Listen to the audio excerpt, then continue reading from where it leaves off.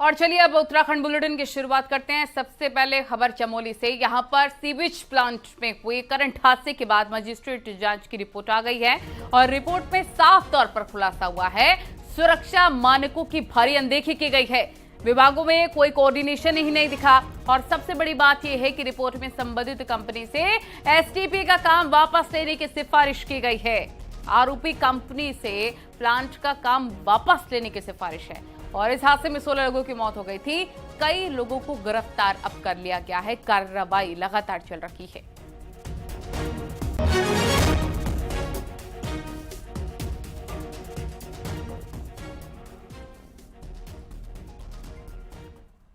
BJP के राष्ट्रीय अध्यक्ष जेपी नड्डा ने अपनी नई टीम की घोषणा की है, जिसमें उत्तराखंड के राज्यसभा सांसद नरेश बंसल को भी जगह मिल गई है। नरेश बंसल को राष्ट्रीय सहायक कोषाध्यक्ष बनाया गया। उत्तराखंड से जेपी नड्डा की टीम में सिर्फ नरेश बंसल को ही जगह मिली है, बाकी किसी अन्य नेता को इसमें जगह नहीं मिल पाई है, जिसके बाद में नरेश बंसल को बधाई देने वालों का तांता लगा हुआ है। तो नरेश बंसल ने भी केंद्रीय नेतृत्व को शुक्रिया कहा और आगे कहा कि अपने काम से ही पार्टी को आगे बढ़ाएंगे।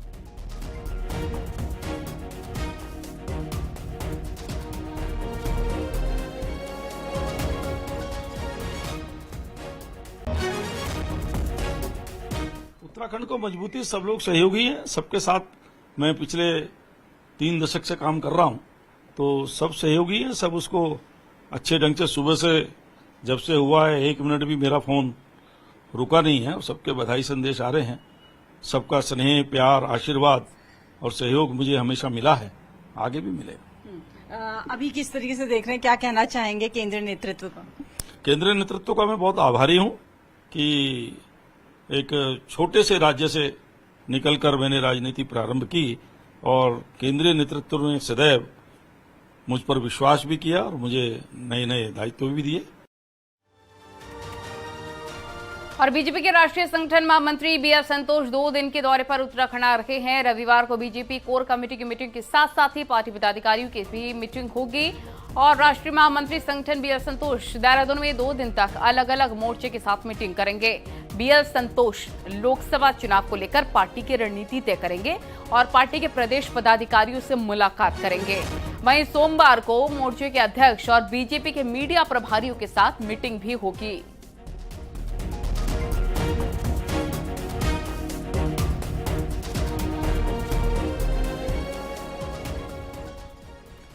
उत्तराखंड में एक बार फिर से बाघों की संख्या बढ़ गई है। वहीं कॉर्बेट और साथ ही राजोजी टाइगर रिजर्व में भी बाघों की संख्या में इजाफा देखा गया है।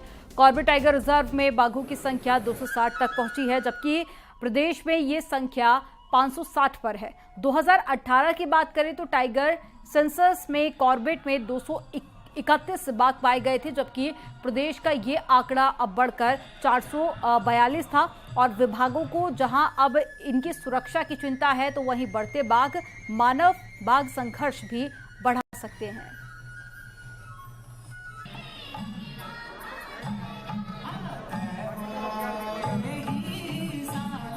उत्तराखंड के लिए आज का दिन संरक्षण की दृष्टि से बहुत ही महत्वपूर्ण है और ये हम सब के लिए बहुत एक गर्व की बात है कि 2018 में जहां प्रदेश में बाघों की संख्या 442 अंकित की गई थी, इस बार की गणना में यह संख्या 442 से बढ़कर 560 हो गई है।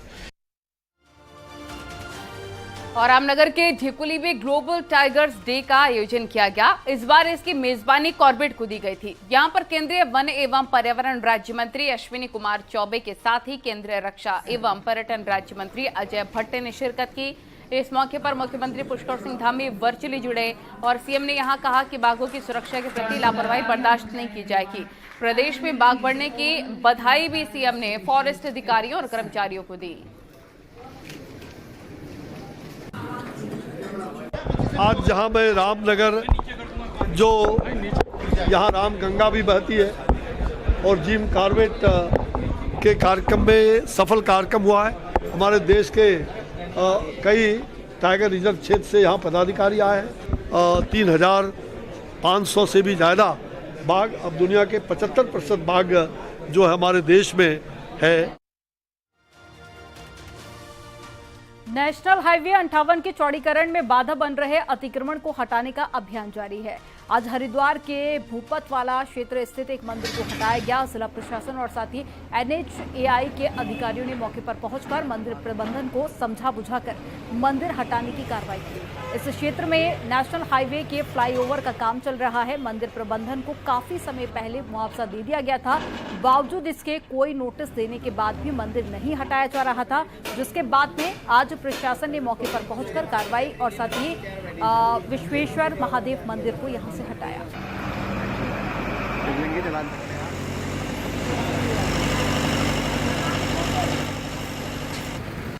बिल्केश्वर आश्रम का वो आश्रम के प्रतिनिधियों के द्वारा अभी तक रिमूव नहीं किया गया था, जिससे कि जो हमारा फ्लाईओवर बन रहा है उसको बनाने में प्रॉब्लम आ रही थी और साइड का जो एक ड्रेनेज बनना था उसको भी नहीं बन पा रहा था। तो उसी क्रम में 2 दिन पहले आश्रम के प्रतिनिधियों से भी वार्ता की गई थी और रिक्वेस्ट भी किया गया था कि इसको इमीडिएटली खुद रिमूव कर दें।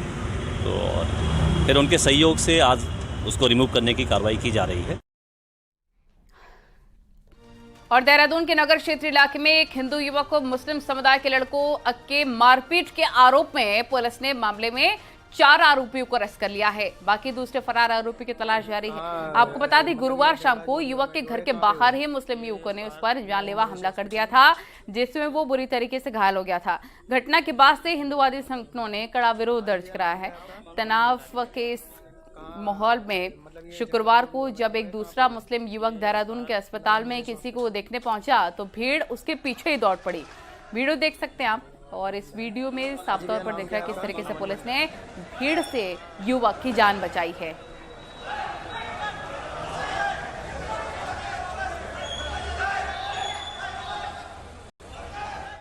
उसके द्वारा एक फेसबुक में कुछ लिखा था, तो उसके बाद उसने उस चीज़ में माफ़ी भी मांगी। तो उस बेसिस पे जो है जो दूसरे लड़के थे उन लोगों ने जो है एक ग्रुप बना के उसको मारा। उसमें हमने 4 अरेस्टिंग कर दी है, बाकी अभी दबिश जारी है और लगभग 20-25 लोगों से पूछताछ चल रही है हमारी। अल्मोड़ा की कोसी घाटी में आज सैकड़ों लोग खास मकसद से सड़क पर उतर गए। धर्म विशेष के खिलाफ गुस्सा 7वें आसमान पर है। चौखुटिया में नाबालिग से छेड़खानी को द्वाराहाट में गाय के मामले ने पूरे अल्मोड़ा में उबाल ला दिया। ये रिपोर्ट देखिए। पहाड़ में विशेष समुदाय की ओर से जिले के अलग अलग कस्बों में घटनाओं के बाद लोगों में गुस्सा बढ़ता जा रहा है, जिसके बाद कोसी घाटी विकास मंच ने सैकड़ों लोगों के साथ पूरे बाजार में जुलूस निकाला। सभी से ये अपील की गई कि विशेष समुदाय के लोगों को अपनी जमीन और मकान किराए पर न दें। पहले तो क्षेत्रीय जनता में जागरूकता हो। यहाँ पर बाहरी लोगों के द्वारा स्थानीय लोगों को काफ़ी प्रताड़ित किया जा रहा है और हमारे सोमेश्वर में हो गया, द्वाराहाट में हो गया, चौखुटिया में हो गया, भिकिया सैंड में हो गया, रानीखेत में हो गया, इस तरह की दुर्घटनाएं घटित हो रही हैं, जिसको देख करके सामाजिक जनता में जागरूकता होना बहुत ज़्यादा जरूरी है। हमारे माताओं को, बहनों को यहाँ बहला फुसला कर अपने धर्म परिवर्तन कर रहे हैं। उस उपलक्ष्य में हम अपने धर्म की रक्षा के लिए ये हिंदू कोसी घाटी विकास मंच का ये जो निर्माण किया है हमने, उसी के उपलक्ष्य में ये आज जुलूस निकाल रहे हैं। रानीखेत और चौखुटिया में हिंदी लड़कियों को भगाने के बाद मामला और भी गर्म हो गया। महिलाओं ने भी सड़कों पर उतरकर मोर्चा संभाल लिया है। ये जो समाज में जो वो हो रही है, गंदगी फैल रही है, उसको साफ करने के लिए हमारा धर्म परिवर्तन हो रहा है। हमारे बच्चों, सनातन धर्म को बचाने के लिए हमारे बच्चों के साथ दुष्कर्म हो रहे हैं। हमारा धर्म परिवर्तन होता है, उसको बचाने के लिए अपने धर्म को अपने धर्म की रैली के लिए, क्योंकि हमारे इधर जो बाहर से लोग आ रहे हैं उनको उनकी जनसंख्या कम करने के लिए, क्योंकि वो एक बहुत भारी मात्रा में यहाँ आ रहे हैं। पहाड़ों में विशेष समुदाय के लोगों को जमीन नहीं बेचने और कमरा किराए पर नहीं देने की मुहिम कई दिनों से चल रही थी और अब हालिया घटनाओं के बाद अल्मोड़ा में खासा उबाल है। न्यूज़ 18 के लिए अल्मोड़ा से किशन जोशी की रिपोर्ट।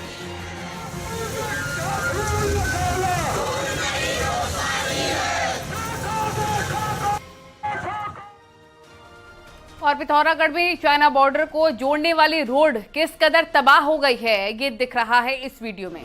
ये रोड में मालपा के पास पूरी तरह से मलबे से ये रोड पट गई है। हालात ये हो गए हैं कि लोग इस मलबे में डूब रहे हैं। बीआरओ के कर्मचारी जो कि मलबे में आधे से अधिक डूबे हुए नजर आ रहे हैं। बमुश्किल रस्सियों के सहारे उन्हें बचाया गया। रस्सियों की मदद से बीआरओ के कर्मचारी को मलबे से बाहर निकालने में लोगों को खासी दिक्कतों का सामना करना पड़ा है, लेकिन किस तरीके के हालात बन गए हैं वो आप देखकर अंदाजा लगा सकते हैं।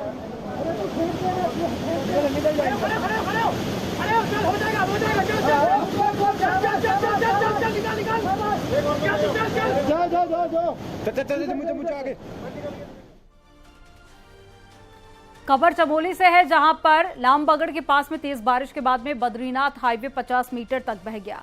सड़क बहने से बद्रीनाथ धाम की यात्रा बाधित हुई और हाईवे पर जाम लगने की वजह से सैकड़ों की संख्या में यात्री और स्थानीय लोग वहां पर फंस गए। वहीं भारी बारिश के बाद में खचड़ा नाला आया उफान पर, जिसकी वजह से लोगों को बाढ़ का खतरा भी अब सताने लगा है।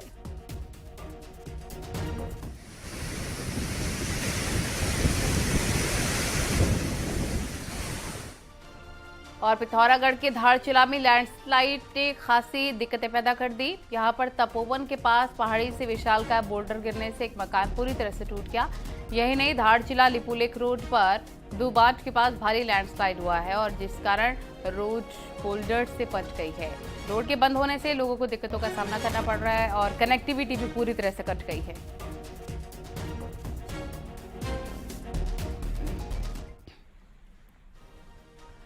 कोटद्वार में भारी बारिश के चलते पनियाली गदेरा भयानक उफान पर है और आर्मी के इलाकों को जोड़ने वाली पुलिया इस नाले में ध्वस्त हो गई है। कोटद्वार पर एक बार फिर से बड़ी आपदा के संकट मंडराने लगे हैं।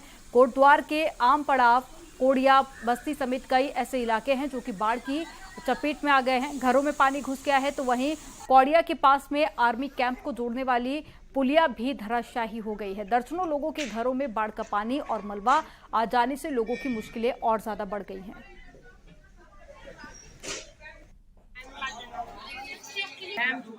मतलब एक बार ये पुल का ऊंचा हो जाए तो हमारे सभी लोगों की समस्या यहाँ के खत्म हो जाए।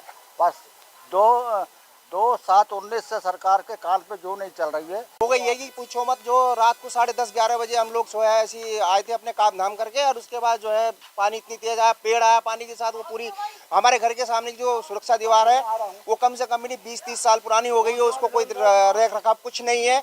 बहरहाल वो रात बह गई और हमारे बिल्कुल घर के बगल में हमने अपने बच्चों को इस तरीके से निकाला कि हम ही जानते हैं इस चीज को।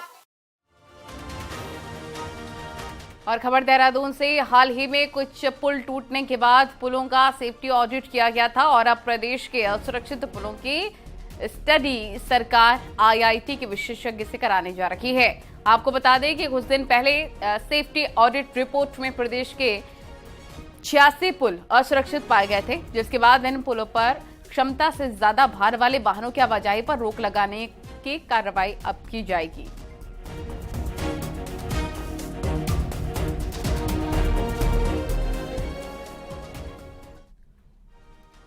और चमोली के जोशी मठ में जमीन धंसने के मामले जिस तरह से आगे बढ़ रहे हैं, कमीशन की रिपोर्ट का जिक्र आया था, उसे लेकर केंद्र सरकार ने स्थिति स्पष्ट कर दी है। केंद्रीय पर्यावरण राज्य मंत्री अश्विनी कुमार चौबे ने राज्यसभा में एक सवाल के जवाब में कहा कि मिश्रा कमीशन की रिपोर्ट को लागू करना ये राज्य सरकार के अधिकार क्षेत्र में है। गौरतलब है कि 1976 में तत्कालीन गढ़वाल कमिश्नर महेश चंद्र मिश्रा ने अपनी रिपोर्ट में जोशीमठ को लेकर सुझाव दिए थे और राज्य मंत्री चौबे ने यह भी कहा था कि आपदा प्रबंधन की राष्ट्रीय पॉलिसी के अनुसार जोशीमठ के प्रभावितों को राहत प्रदान करना, उनका पुनर्वास करना, ये भी राज्य का विषय है।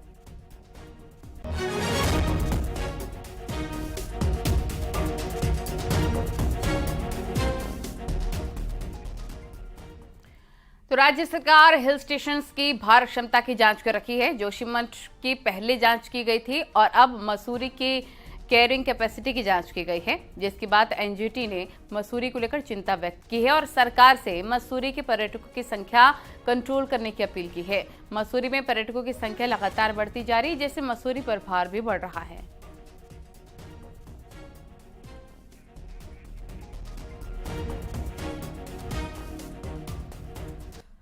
मुख्यमंत्री पुष्कर सिंह धामी की लैंड फ्रॉड के मामलों में सख्त एक्शन दिखाने के बाद में अब जमीन खरीद फरोख्त के विवादित मामलों की जांच तेजी से हो रही है, जिसमें सरकारी जमीन ही बेच देने के मामले अब सामने आ रहे हैं। एक रिपोर्ट आपको दिखाते हैं।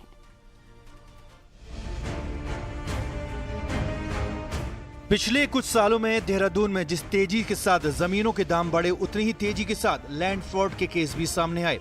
देहरादून के लाटपुर में तो चाय बागान की 4.5 एकड़ जमीन तक बेच दी गई।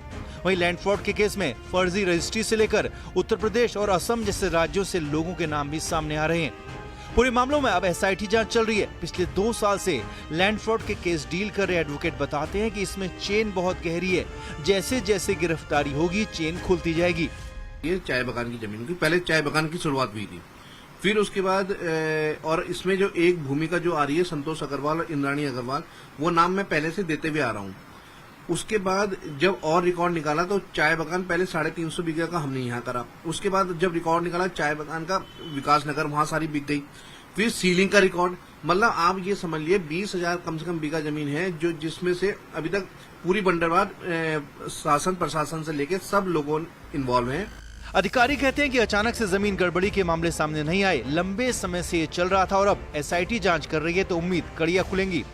स्टाम्प वाला रजिस्ट्रार जो हमारे ऑफिस में किसी का निलंबन भी हुआ है, ये एक प्रक्रिया है, क्योंकि प्रक्रिया स्टार्ट हो गई है। अब जो भी दोषी पाए जाएंगे, जो भी आगे कार्रवाई होनी है, वो जो मेन IG ऑफिस है और जो SIT है उसके निर्देशानुसार होगी।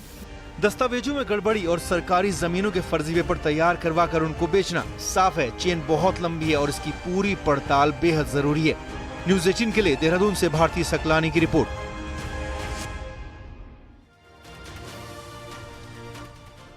समाजवादी पार्टी के नेता स्वामी प्रसाद मौर्य के बद्रीनाथ धाम पर दिए गए बयान पर विवाद थमने का नाम नहीं ले रहा है और इस बीच समाजवादी पार्टी की ओर से भी रिएक्शंस आ रहे हैं। पार्टी के उत्तराखंड के पूर्व प्रदेश अध्यक्ष और वर्किंग कमेटी के सदस्य SN सचान ने कहा है कि वे स्वामी प्रसाद मौर्य का व्यक्तिगत बयान है, समाजवादी पार्टी का इससे कोई लेना देना नहीं।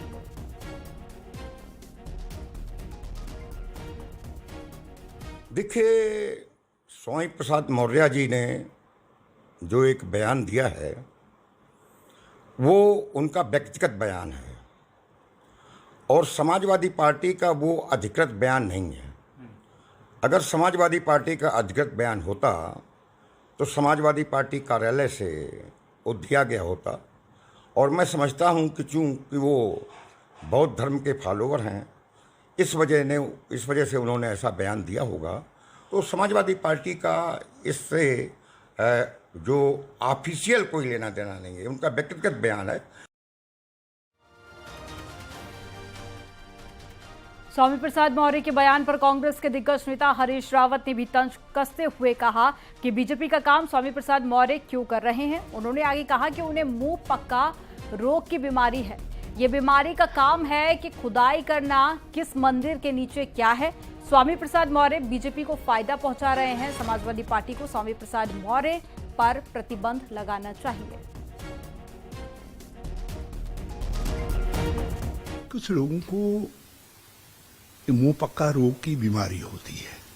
हाँ, स्वामी प्रसाद मौर्य जी ने शायद भाजपा से सुपारी ले रखी है कि उनको फायदा हो। उत्तराखंड में एरोमेटिक प्लांट की खेती और पौधे लगाने का काम सिर्फ नाम भर के लिए हो रहा है। पूर्व CM हरीश रावत ने ये कहते हुए कृषि विभाग पर सवाल उठा दिए हैं। जबकि एरोमेटिक प्लांट लगाने वाली संस्था का दावा है कि 20 सालों में 2 करोड़ रुपए की मार्केट 90 करोड़ रुपए तक पहुंचा है। एक रिपोर्ट आपको दिखाते हैं।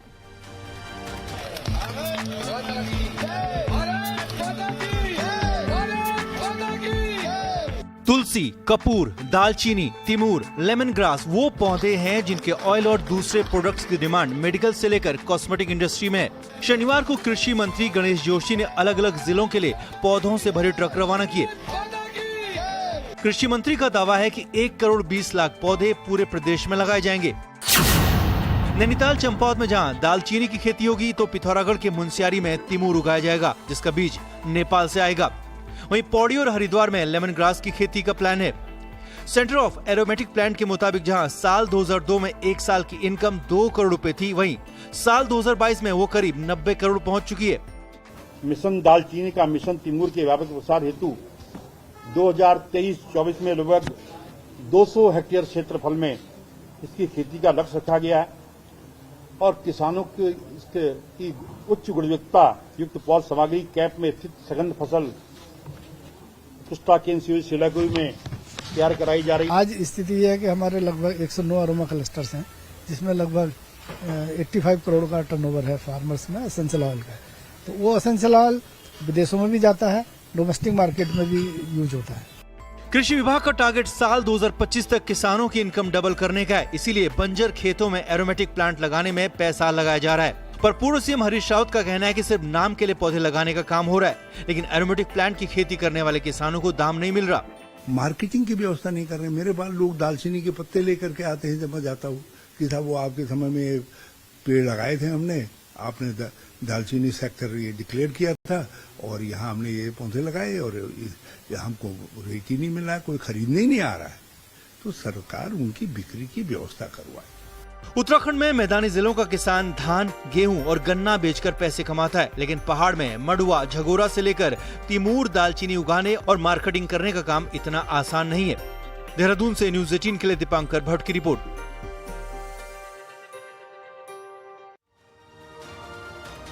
ट्रिपल तलाक जो महिलाओं के लिए अभिशाप है, लेकिन इस मुश्किल के बीच में काशीपुर की एक महिला ने अपने आप को आत्मनिर्भर बना लिया है और इसी से जुड़ी एक रिपोर्ट आपको दिखाते हैं।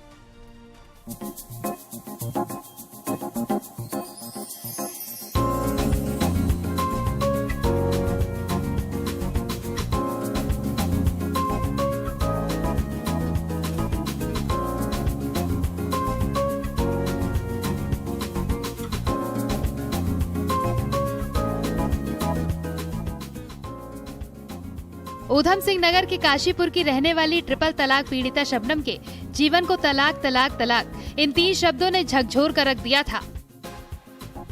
तब उसे खुद के साथ 3 बच्चों का भविष्य भी अंधेरे में नजर आ रहा था और चारों तरफ मजबूरियां और परेशानियां दिखाई दे रही थी।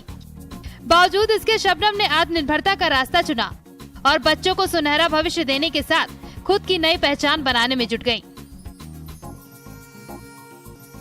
शबनम ने जैसे तैसे कर एक ऑटो रिक्शा फाइनेंस कराया और उसको चलाना सीखने के बाद सड़क पर उतर आई, जिसके बाद हर कोई शबनम के हौसले को सलाम करता दिखाई दे रहा है। अब मैं पढ़ी लिखी नहीं हूँ, इसलिए मेरे पास कोई रास्ता नहीं था, इसलिए मैंने ये ऑटो चलाना शुरू किया। मगर मैं ये नहीं चाहती ये पर आगे जाकर मेरे बच्चों को ये चीज़ करनी पड़े। मैं चाहती हूँ मेरे बच्चे पढ़े लिखे और अपने पैरों पर खड़े हों, जिससे कि वो आगे अपनी निजी जिंदगी में अगर कोई भी परेशानी का सामना करना पड़े तो वो कुछ भी कर सकते हैं। महिला ऑटो रिक्शा ड्राइवर की बेटी आयशा ने बताया कि हमारी मम्मी दिन रात काम करती हैं और उनको आराम के लिए समय नहीं मिलता। सुबह हम तीनों भाई बहन को तैयार करके स्कूल भेजती हैं और फिर ऑटो लेकर काम करने जाती हैं। मम्मी पहले सुबह उठती हैं, हमें तैयार करती हैं, स्कूल भेजती हैं, फिर तैयार होती हैं, फिर ऑटो चलाने जाती हैं, फिर दोपहर आती हैं वहाँ से तो खाना बनाती हैं, फिर हमें स्कूल से लेने जाती हैं। वहीं शबनम की छोटी बहन ने बताया कि मां की देहांत के बाद शबनम ने मुझे अपने घर में रखा और मेरा अपने बच्चों की तरह पूरा ख्याल रखा। हमारे लिए बहुत मुश्किल की घड़ी थी जब हमारी बहन ने ऑटो रिक्शा चलाना शुरू किया।